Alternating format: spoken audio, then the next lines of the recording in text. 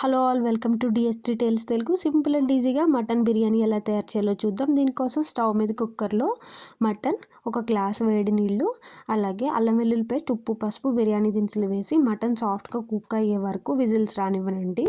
తర్వాత స్టవ్ మీద కడాయి పెట్టుకొని 4 టేబుల్ స్పూన్ల ఆయిల్, షాజీరా, మసాలా దినుసులు, 2 సన్నగా తరిగిన ఉల్లిపాయలు, 4 పచ్చిమిర్చి వేసి బాగా ఫ్రై అవ్వనివ్వండి. అలాగే కొంచెం ఉప్పు, అల్లం వెల్లుల్లి పేస్ట్, పసుపు కూడా వేసి ఇంకొకసారి ఫ్రై చేసుకోండి.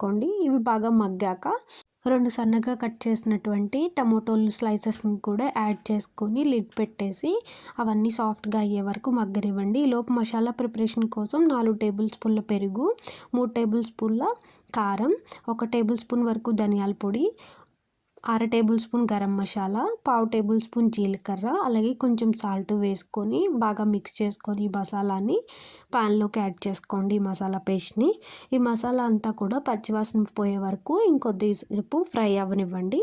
ఈ మసాలా కొలతలన్నీ కూడా నేను కిలో మటన్కి చెప్తున్నానండి. సో ఇప్పుడు సాఫ్ట్గా కుక్ అయినటువంటి ఈ మటన్ని ఈ మసాలా బాణలిలోకి యాడ్ చేసేసి మసాలా అంతా కూడా ముక్కలకి పట్టేటట్టు ఒకసారి ముక్కల్ని బాగా ఫ్రై చేసుకోండి.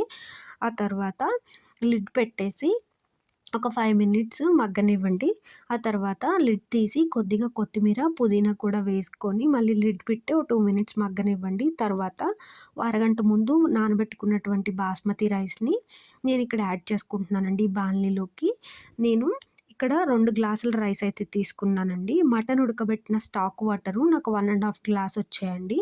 సో నేను 2 గ్లాసులకు గాను 3 గ్లాసులు వాటర్ వేస్తున్నానండి. అంటే 1.5 stock water, mutton stock water, 1.5 normal water add చేశానండి. ఇప్పుడు ఒకసారి రైస్, వాటర్ మొత్తం కలిసేటట్టు కలుపుకొని ఇక్కడ సాల్ట్ ఏమైనా సరిపోకపోతే అడ్జస్ట్ చేసుకోండి, స్పైసెస్ కూడా.